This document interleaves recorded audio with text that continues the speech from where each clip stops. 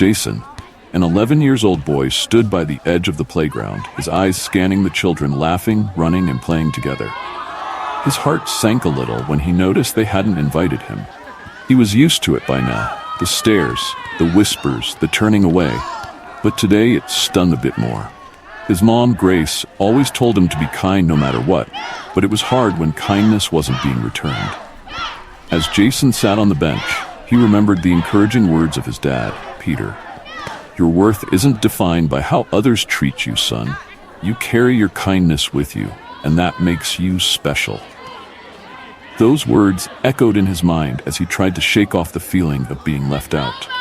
Just then, he saw someone sitting alone at the other side of the playground, a white boy named Ethan, who also seemed lost in his thoughts. Jason hesitated for a moment, then decided to approach Ethan. His parents always encouraged him to reach out to others, no matter the situation. "Hi, I'm Jason," he said, trying to sound cheerful. Ethan looked up, surprised that someone had spoken to him. "Hi," he replied shyly. They talked for a while, sharing stories about their favorite games and their families. Jason learned that Ethan, too, had been feeling left out because he was new to the area and hadn't made any friends yet. In that moment, a connection was made between the two. Jason knew how it felt to be excluded, and he wasn't about to let someone else feel the same way. Soon, they were laughing together, playing catch, and enjoying the day. This friendship would be the beginning of something much bigger than either of them could imagine. This also sets the stage for Jason's journey through exclusion, empathy, and the power of connection. That evening, Jason sat at the dinner table with his family. His dad, Peter, his mom, Grace, and his little sister, Olivia, who was 6 years old. As they shared their day's stories, Jason excitedly told them about meeting Ethan. He was sitting all alone, like me. "So I asked if he wanted to play, and we had fun," Jason said proudly. Grace smiled warmly and nodded. "That's what kindness does, Jason. It brings people together, even when they feel alone." Peter leaned in and added, "Remember, it's not always easy to be kind, especially when others don't treat you well. But your kindness is your strength, son.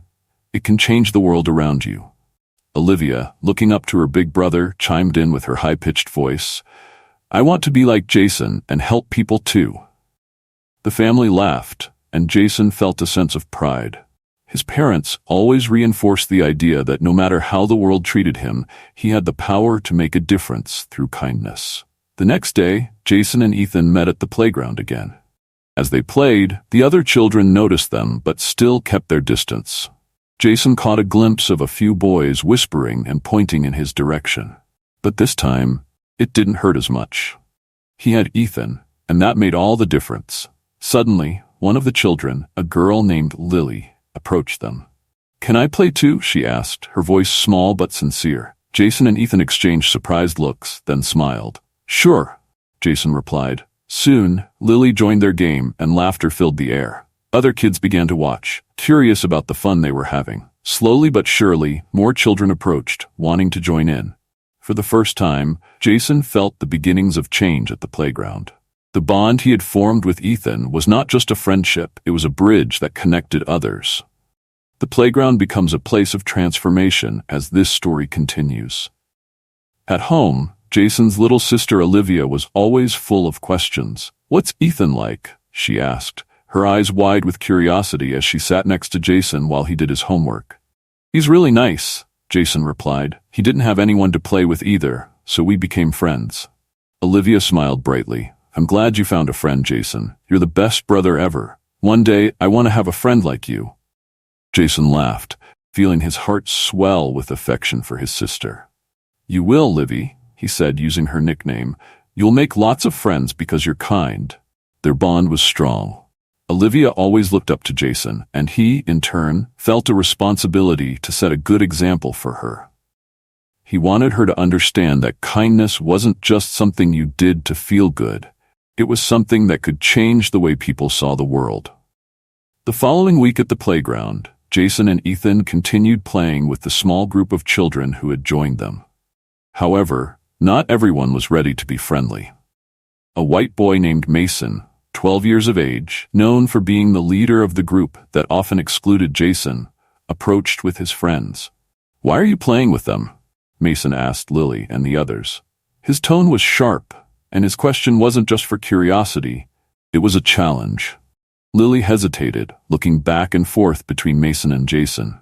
Jason could feel the tension rising, and for a moment he worried that Lily and the others might stop playing with him.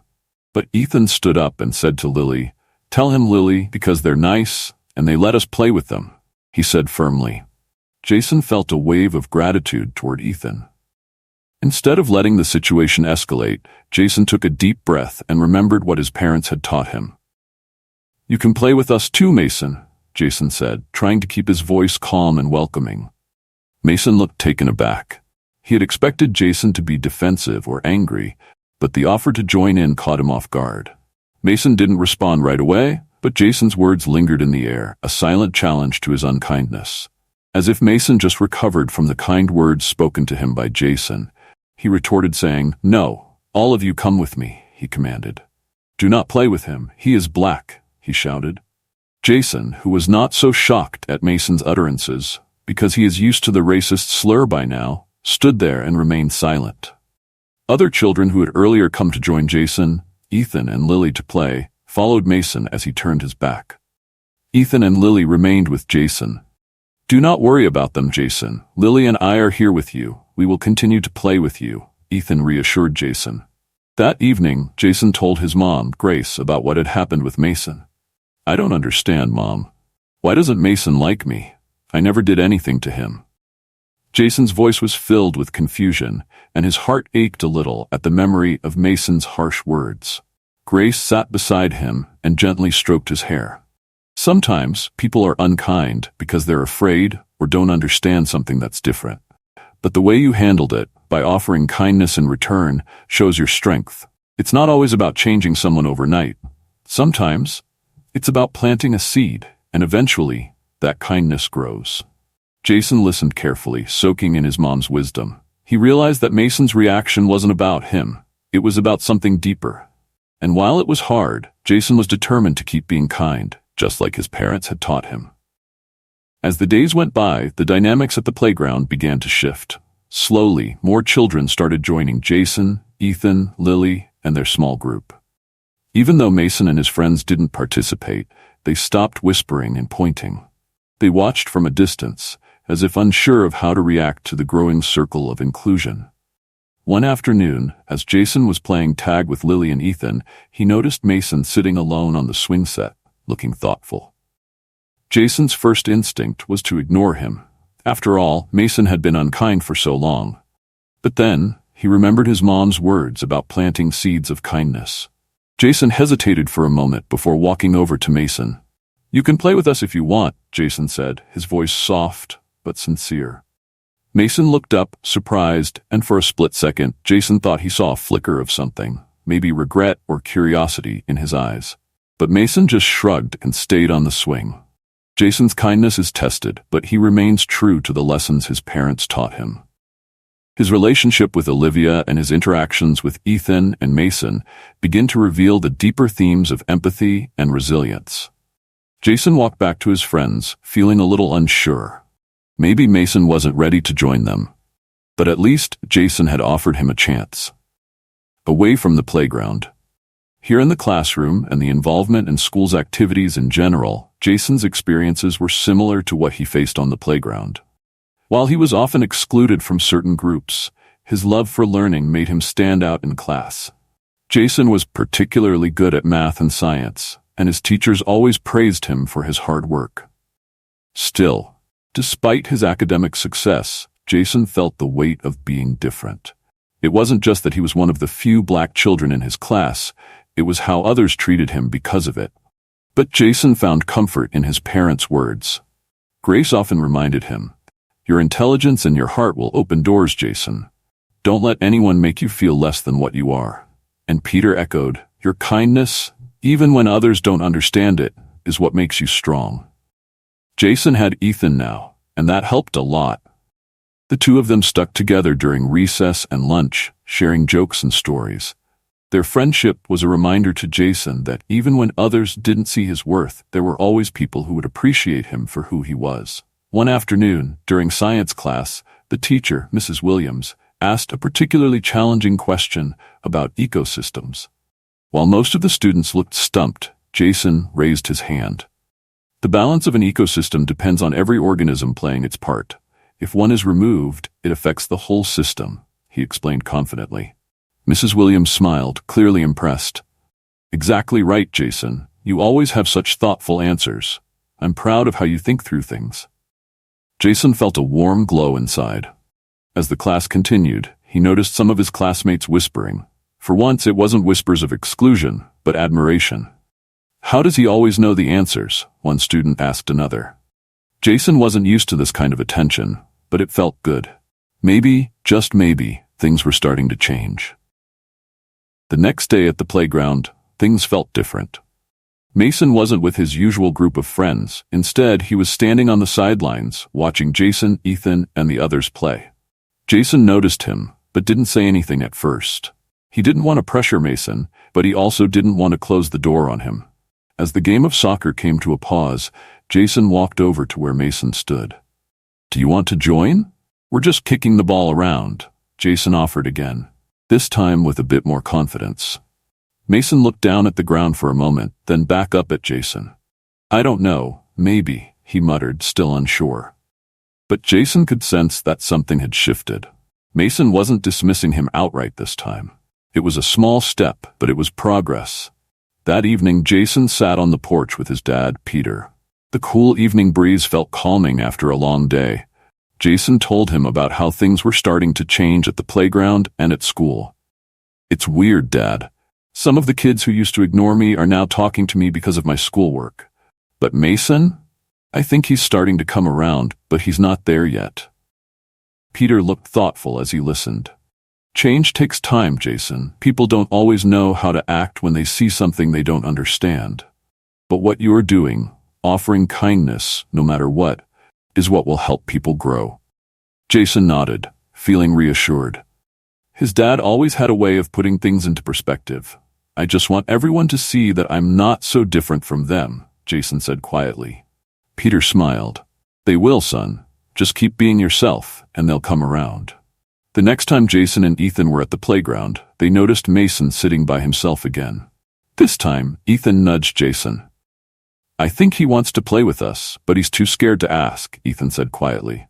Jason thought about it for a moment, then approached Mason.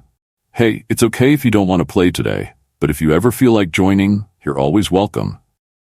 Jason's voice was calm and sincere, and for the first time, Mason looked up and gave a small nod. Mason didn't say much, but his eyes held a glimmer of something Jason hadn't seen before: understanding. Jason realized that sometimes people just needed time to feel safe enough to join in. Mason's walls were slowly crumbling, and Jason knew that offering empathy was the key.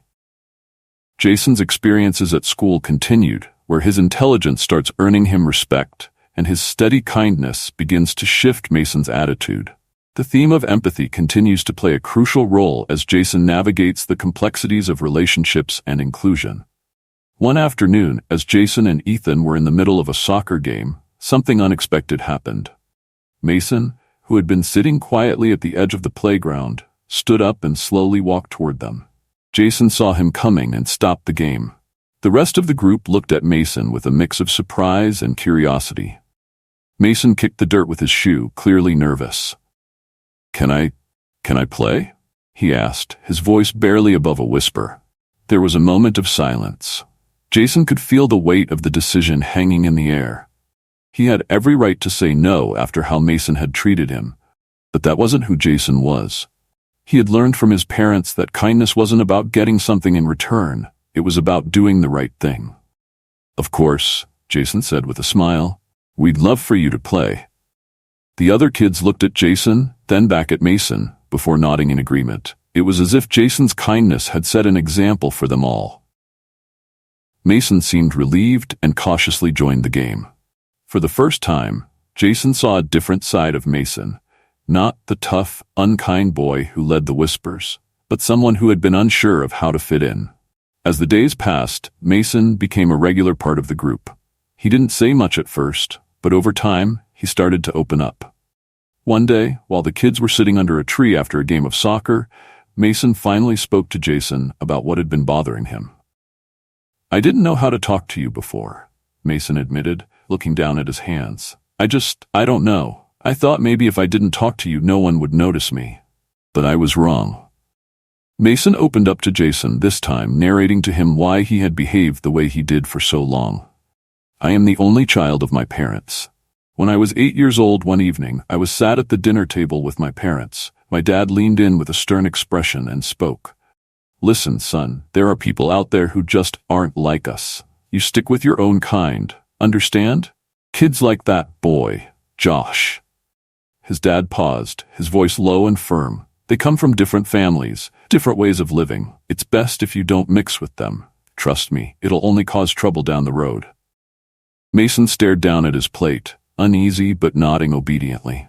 His father continued, "It's not about being mean, you just have to be careful. People who look like Josh, they just don't fit in with folks like us. So if you want to stay out of trouble, it's better to keep your distance, okay?" The weight of his father's words sank deep into Mason's heart. "Okay, Dad," Mason mumbled, though a part of him felt confused. He didn't fully understand why Josh was any different, but his father's voice was final, like a rule that couldn't be broken. "Josh is the little black boy who lives in Mason's neighborhood." Jason listened carefully, remembering what his mom had said about people being afraid of what they didn't understand. "It's okay, Mason," Jason replied. "I get it, but you don't have to be afraid of me. We're more alike than you think." Mason looked up, meeting Jason's eyes for the first time. There was something real in his expression. Guilt, but also hope. "Thanks for giving me a second chance," Mason said quietly. And from that day forward, the boys formed an unspoken bond, built not only on their shared experiences but on the understanding that people can change. At home, Jason shared the news with Olivia. "Guess what, Livy? Mason played with us today," Jason said with a grin. Olivia's eyes lit up, and she bounced on the couch with excitement. "That's awesome, Jason. See? Your kindness worked." Jason smiled at his little sister, feeling proud. "Yeah, I guess it did. And it wasn't easy, but it was worth it." Olivia hugged him tightly. "I want to be kind like you when I grow up," she said softly. Jason chuckled and patted her head. "You already are, Livy." Their bond grew stronger with every day, and Olivia's admiration for her big brother deepened. She began to follow his example, always looking for ways to include others, whether at school or on the playground. Jason's kindness had created a ripple effect, even in his own family. A few weeks later, during a school assembly, something unexpected happened. Jason's teacher, Mrs. Williams, stepped onto the stage and called his name. "Jason, would you please come up here?" she asked with a smile. Jason, feeling a little nervous, walked up to the stage as the other students watched. Jason has been an exemplary student, not only in academics but also in how he treats others. Mrs. Williams began. "He's shown us all what it means to be kind, even when it's not easy. And today we want to recognize him for both his intelligence and his heart." The room filled with applause as Jason stood there, feeling a mix of pride and humility. He hadn't expected this, but it felt good to be recognized. Not just for being smart, but for the kindness his parents had always taught him to show. As he looked out into the crowd, he saw Mason clapping the loudest. That moment was proof that kindness could indeed change the way others saw the world. After the assembly, several students came up to Jason to congratulate him. Some of them had been part of the group that used to exclude him, but now they saw him differently. "Hey Jason, that was really cool," one boy said. "I'm sorry if I ever made you feel left out before." Jason smiled and nodded. "Thanks, it's okay," he said, feeling the weight of the past slowly lifting. He had learned that people's opinions could change, but it took time and patience. His parents had always told him that being kind, even when it was hard, would eventually pay off. And now, he was seeing the results. Jason's reputation at school began to grow. He wasn't just the smart kid anymore. He was the one who stood up for others, who offered friendship when it wasn't easy, and who believed in the power of kindness. As Olivia started first grade, she was excited to finally experience school just like her big brother. Jason had shared so many stories about his friends and what he had learned that Olivia couldn't wait to make her own memories. But on her first day, something happened that made her realize school wasn't always easy. At recess, Olivia noticed a girl sitting by herself near the swings, looking sad.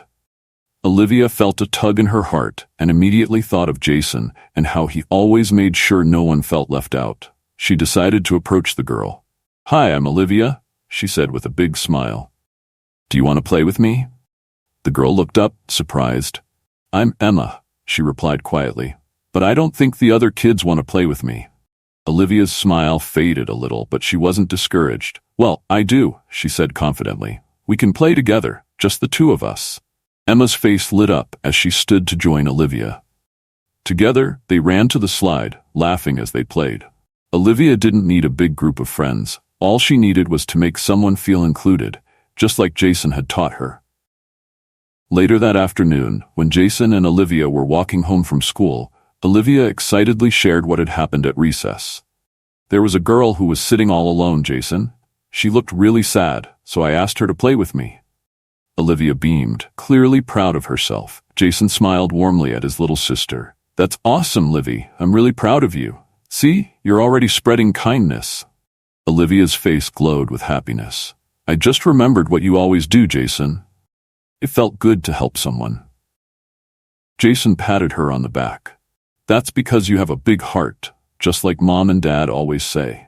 Their conversation left Jason feeling a deep sense of fulfillment. Not only was he making a difference at his school, but now Olivia was carrying on the same values of inclusion and empathy. It was a reminder that kindness truly did ripple outward, touching more lives than he realized. As the friendship between Jason and Ethan grew stronger, Ethan started to open up more about his life. One day, while they were working on a class project together, Ethan hesitated before speaking. "Can I tell you something, Jason? But it has to stay between us." Jason nodded, sensing the seriousness in his friend's voice. "Of course, Ethan, you can tell me anything." Ethan took a deep breath. "I've always felt like I didn't belong," he admitted, looking down at his notebook. "Not just at the playground, but at school too. My family moves a lot, and I'm always the new kid. It's hard to make friends when people already have their own groups." Jason's heart went out to Ethan. He understood how difficult it could be to feel excluded, even if the reasons were different.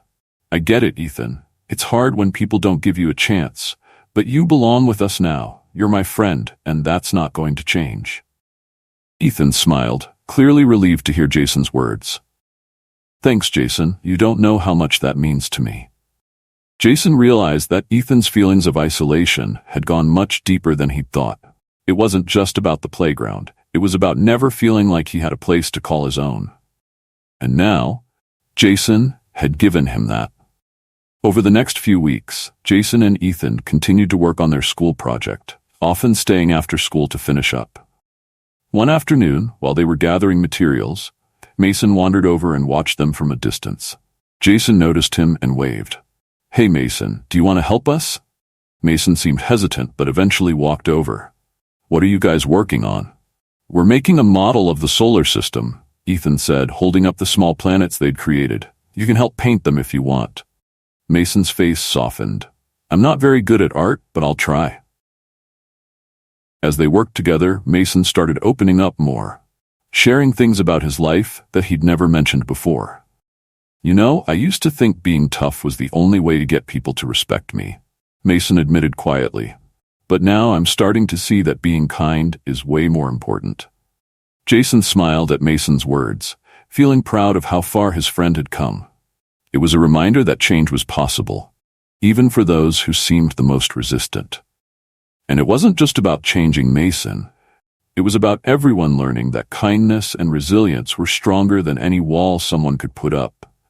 As the weeks passed, more and more students began to notice Jason's quiet leadership. He wasn't the loudest kid in class or the most popular, but his kindness was what made him stand out. Whether it was helping a classmate with their homework or inviting someone to join a game, Jason made sure no one felt left out. One day, Mrs. Williams stopped Jason after class. "I've been watching how you treat others, Jason," she said with a warm smile. "You have a special gift. People look up to you because you are kind. That's something that will take you far in life." Jason felt a flush of pride at her words, but he also knew it wasn't just about him. His parents, Peter and Grace, had taught him that true strength came from being kind, even when it wasn't easy. And now, he was beginning to see how that lesson was impacting others. As he left the classroom, Jason thought about how far he had come since that first day at the playground. He had learned that resilience wasn't just about standing up for yourself. It was about standing up for others, too. And as he continued to grow, he knew that his kindness would only make his circle of friends larger, more inclusive, and stronger. As Jason's positive influence grew, he began to feel more comfortable with his role as a leader at school. But life had a way of throwing new challenges when things seemed easy. One day, during a class discussion about history, a student named Kyle made an offhand comment about how people from different backgrounds didn't always fit in. The words stung, and Jason felt the eyes of his classmates shift toward him. Mrs. Williams quickly addressed Kyle's comment, reminding the class of the importance of understanding and respecting everyone's differences. But the comment lingered in the air, and Jason could feel its weight. He knew what it was like to feel like he didn't fit in. He had spent months and years navigating those very waters. After class, Ethan caught up to Jason. "Are you okay?" he asked, concerned. Jason nodded, though he didn't feel as confident as he wanted to. "Yeah, I'm fine. I guess I'm just used to stuff like that." Ethan frowned. "You shouldn't have to be. People shouldn't say things like that." Jason shrugged, but inside he felt a little more shaken than he let on. He had come so far, but moments like this reminded him that there were still people who didn't see him for who he was. Just another kid who wanted to belong. That evening, when Jason returned from school, he trudged into the house, his backpack dragging behind him. His mother, Grace, stood at the kitchen counter, stirring a pot of spaghetti. The familiar smell filled the room, but Jason didn't perk up like he usually did. Instead, he dropped his bag on the floor with a heavy sigh and slumped into a chair at the table. Grace glanced over her shoulder, instantly sensing that something was bothering her son. She wiped her hands on a towel and sat down beside him. "What's on your mind, sweetie?" she asked gently. She paused for a moment, choosing her words carefully. "Did something happen at school today?" she asked, brushing a curl away from his forehead. Jason hesitated, then sighed. "There was something that happened at school today. One of the boys made a comment about people not fitting in if they're different." Jason looked down at the table, fiddling with the hem of his shirt. "Mom, why don't other people think I fit in? Is it because I look different?" His voice was soft, but there was a sadness in it that tugged at Grace's heart. Grace's face softened with understanding. Grace pulled him close, wrapping her arms around his small frame. "Oh, Jason, I'm so sorry you had to go through that. Some people, kids and even adults, don't understand that being different doesn't mean someone doesn't belong." "I'm sorry you had to hear that, Jason. How did it make you feel?" Jason sniffled, leaning into her embrace. "But it feels bad, Mom. I just want to be friends with everyone." "I guess it just reminded me of how people sometimes don't see me for me. They just see what's different." Grace sighed, wishing she could protect him from every unkind word in the world. "I know, sweetheart," she said softly. "I know that feeling can be hard, but remember, it's not a reflection of who you are. You've shown everyone at school the kind of person you are, kind, smart, and strong. But sometimes people's minds take longer to catch up to what they see. They think that just because someone looks different or comes from a different place, they don't have anything in common. And that's not true. Not one bit." Jason felt comforted by his mom's words. "I just wish people could see that being different doesn't mean we don't belong." Grace smiled warmly. "You've already shown so many people that you belong, Jason, and with time, even more people will see it. But you should never let someone else's small-mindedness change how you see yourself." The next day, Jason walked into school with a renewed sense of purpose. He knew he couldn't change everyone's mind overnight, but he could continue to show who he was through his actions. During lunch, he sat with Ethan and Mason, who had become closer friends, and they began to talk about how they could make the school a more welcoming place for everyone. "You know, people still make comments like the one Kyle made," Mason said thoughtfully. "Maybe if we did something to help people understand that we're all the same inside, they'd think twice before saying stuff like that." Jason nodded, an idea forming in his mind. What if we started a group, like a club, where everyone could come and talk about their experiences? We could make it a place where no one feels left out. Ethan's eyes lit up. That's a great idea, Jason. We could even invite other kids to share their stories and learn from each other. Mason smiled, clearly excited by the idea. Yeah, we could call it something like Together We Belong. That way, it's clear that everyone is welcome. Jason felt a surge of hope. He knew this was a way to make a real difference, not just for himself, but for all the kids who had ever felt excluded. This wasn't just about fitting in, it was about creating a place where everyone felt valued. With the support of Mrs. Williams, Jason, Ethan, and Mason started their new group, Together We Belong. They held their first meeting after school in the library, where a small but diverse group of students gathered, curious about what it was all about. Jason stood up nervously, but once he started speaking, the words came easily. We wanted to start this group because we've all felt, at one point or another, like we didn't belong, whether it was because of how we looked, where we came from, or even how we think. But the truth is, everyone belongs here. This is a place where we can share our experiences and support each other. The room was quiet for a moment, but then hands started to rise. One by one, students shared their stories of feeling left out because of their backgrounds, their interests, or just because they were different in some way. It was a powerful moment, and by the end of the meeting, Jason felt something shift in the atmosphere. It wasn't just about being accepted anymore. It was about creating a community where everyone felt they could be themselves. Over the next few weeks, Together We Belong grew in popularity. More and more students joined, eager to be part of something that celebrated diversity and inclusion. Jason, Ethan, and Mason took turns leading discussions, sharing their own stories and encouraging others to do the same. Even Kyle, who had made the hurtful comment in class, showed up one day. He seemed nervous at first, but during one meeting he stood up and spoke. I didn't realize how hurtful my words were until I heard everyone else's stories. I'm sorry if I made anyone feel like they didn't belong. I want to be better.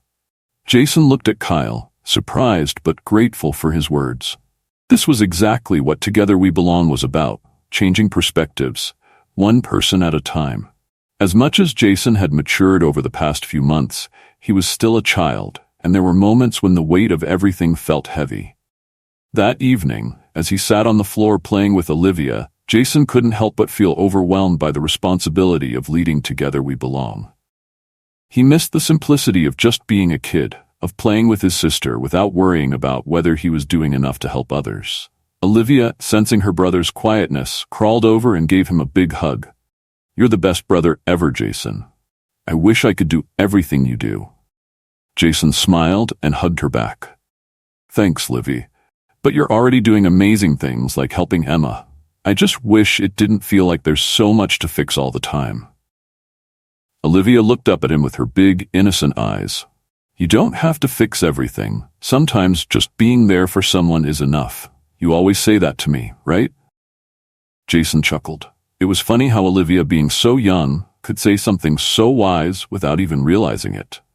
Maybe she was right. He didn't need to have all the answers. He just needed to keep showing up, one day at a time. The next day, Jason decided to take a break from the heavy stuff. After school, he and Ethan headed to the playground, where they found Olivia and Emma playing on the swings. For once, Jason wasn't thinking about making sure everyone was included or solving problems. He just wanted to have fun. Race you to the jungle gym, Jason shouted, and before he knew it, he and Ethan were climbing and laughing like carefree kids. Olivia and Emma joined in, and soon the four of them were running around, inventing silly games and challenging each other to see who could swing the highest. For that hour at the playground, Jason let go of all the pressure he felt at school. He was just a kid again, playing with his sister and his friends. As they chased each other in a game of tag, Jason remembered that it was okay to take breaks, to enjoy being a child even when there were big things to worry about. By the time they left the playground, Jason felt lighter. He had spent so much time trying to be a leader and a role model that he had almost forgotten how important it was to just be a kid sometimes. And in that moment, with his friends by his side and the sun setting behind them, everything felt just right.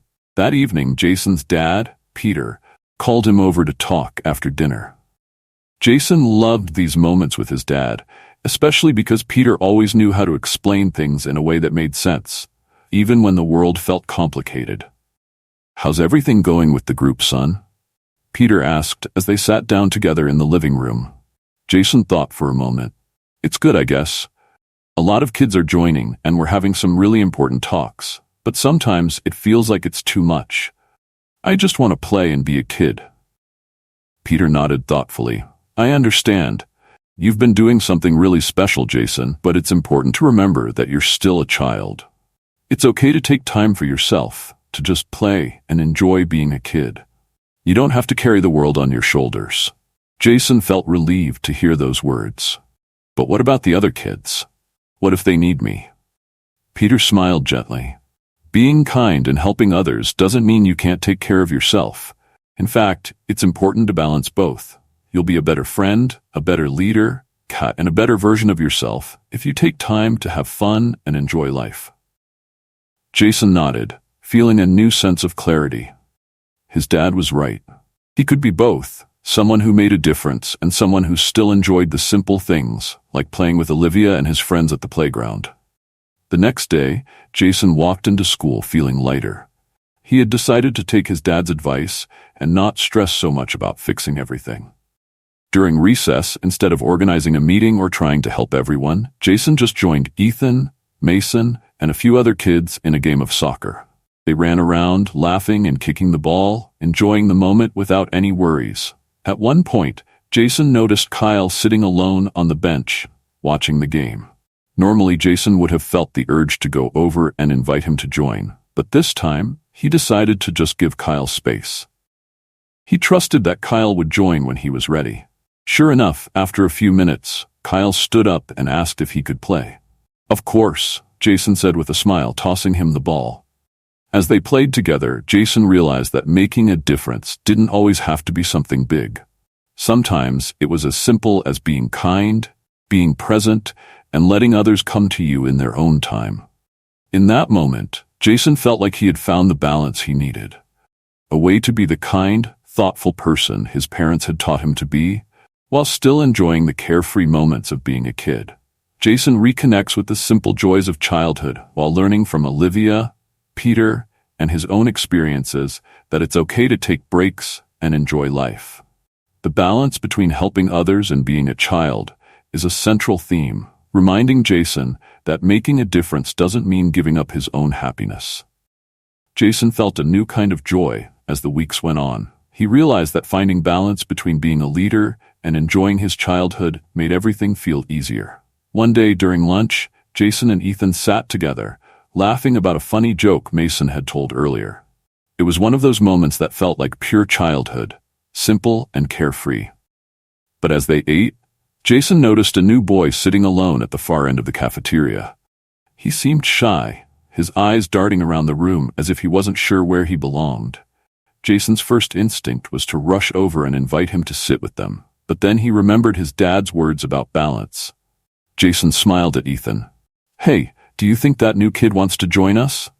Ethan glanced over at the boy and shrugged. "Maybe. He looks kind of lost." "Let's invite him," Jason suggested, getting up and walking over to the boy. "Hey, I'm Jason. Do you want to sit with us?" he asked kindly. The boy looked up, surprised but grateful. Sure, thanks. I'm Mark." Jason led Mark back to the table, and soon they were all chatting about soccer, their favorite snacks, and the latest video games. Jason didn't have to fix anything or make grand gestures. He simply made Mark feel welcome, and that was enough. At home, Olivia had her own exciting news to share. She'd been selected as the lead in her school's upcoming play, and she couldn't wait to tell Jason all about it. She rushed into his room one evening, beaming with pride. "Guess what, Jason? I'm going to be the star of our play. I get to be the princess," she announced, twirling around with excitement. Jason grinned. "That's awesome, Livy. I'm so proud of you." Olivia sat down next to him, her eyes sparkling. "Will you come watch me? You have to promise to cheer really loud." Jason chuckled and ruffled her hair. "Of course I'll be there. I wouldn't miss it for anything." As they talked more about the play, Jason realized how much Olivia looked up to him. She had always been his biggest fan, and in moments like this, he wanted to make sure she knew he would always support her, just as she supported him. Meanwhile, Jason had something big coming up too, the school science fair. He had been working on his project for weeks, studying solar energy and how it could be used to power small devices. With Peter's help, he had built a model of a solar-powered car that he was excited to present. When the day of the science fair arrived, Jason felt a mix of nerves and excitement. He knew his project was good, but he wasn't sure how it would compare to the others. As he set up his display, he saw students walking around, pointing at different projects and chatting excitedly. Grace and Peter showed up later that afternoon, along with Olivia, who clutched a sign she had made that read, "Go Jason, you're the best." When the judges finally came to Jason's table, he explained his project with confidence. He demonstrated how the solar panels worked and talked about the importance of renewable energy. The judges seemed impressed, asking him thoughtful questions about his research. By the end of the day, Jason felt proud of himself, regardless of whether he won an award. He had worked hard, and his family had been there to support him. That evening, Jason sat with his parents in the living room, reflecting on the science fair. "I didn't win first place," Jason said with a small sigh. "But I guess that's okay. I did my best." Peter smiled at him. "You should be proud of what you accomplished, Jason. Winning isn't everything. What matters is that you worked hard and learned something along the way." Grace added, "You've always been resilient, Jason. Whether it's at school, on the playground, or with your science fair project, you don't give up when things get tough. That's something to be proud of." Jason nodded, feeling a little better. "I guess I just wanted to win, because it would show that I'm not just the kind kid. I'm smart too." "You are smart," Peter said firmly. "But being kind is something special too. It's not something everyone can do as easily as you do. You're both, Jason, smart and kind." Jason smiled at his dad's words. He realized that kindness and intelligence didn't have to be separate things. He could be both, and that was what made him unique. Back at school, Jason began to notice something different at the playground. The group he and Ethan had started, Together We Belong, had slowly changed the atmosphere. Kids who used to sit on the sidelines now joined in on games, and the teasing and exclusion that had once been so common were fading away. One afternoon, as Jason and Ethan played basketball, Kyle came up to join them, along with Mark and a few other kids. They all played together, laughing and cheering each other on. It was no longer about who was the best or who didn't fit in. Everyone was welcome, and that made all the difference. Jason looked around the playground and felt a deep sense of pride. He had started out feeling excluded, but now he had helped create a place where no one had to feel that way. And even though he was still just a kid, he had learned that small acts of kindness could change the world around him in big ways.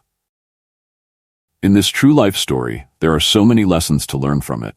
Children act according to their environment, people they live with, what stories they are fed with, and tend to be obedient to their parents or guardians until they fully understand what is the truth. Kindness is power. Even when Jason feels left out, he learns that kindness can be a quiet but powerful force for change. You belong by being yourself. Jason discovers that he doesn't have to change who he is to fit in. He can create spaces where others feel safe being themselves too. Friendship grows from shared experiences. Connecting with Ethan shows Jason that friendship often begins when we find common ground, especially in tough moments. Balance matters. Jason realizes he can be a leader while still enjoying childhood, knowing it's okay to have fun and make a difference at the same time. Support comes from family. Olivia's endless enthusiasm and Peter and Grace's wisdom remind Jason that family is a foundation that helps us grow. Resilience brings growth. When Jason doesn't win first place at the science fair, he understands that perseverance is more valuable than trophies. Kindness and intelligence go hand in hand. Jason learns he can be both smart and kind, and that these qualities together make him unique. Inclusion starts small. A simple invitation to sit at lunch teaches Jason that small acts of inclusion can spark big changes. Everyone has something to offer. As the playground transforms, Jason realizes that everyone brings something special to the table, if given the chance. Kindness is contagious. Through Together We Belong, Jason sees how kindness spreads, one friendly gesture at a time, reshaping the entire playground culture. Success isn't always measured in wins. Jason learns that true success is about effort, learning, and growing, not just being the best. It's okay to ask for help. From his dad's guidance to Ethan's friendship, Jason sees that leaning on others makes us stronger. Inclusion is a lifelong practice. Jason understands that making people feel welcome isn't a one-time act, but something to practice every day. Confidence comes from trying. Whether performing in Olivia's play or presenting at the science fair, Jason realizes that showing up matters most. A kind heart changes the world. In the end, Jason sees that his kindness didn't just help him, it created a ripple effect, making the playground a place where everyone felt they belonged. This heartwarming journey teaches us that kindness, resilience, and inclusion are lifelong skills that can reshape the world, starting with one playground, one smile, and one act of empathy at a time.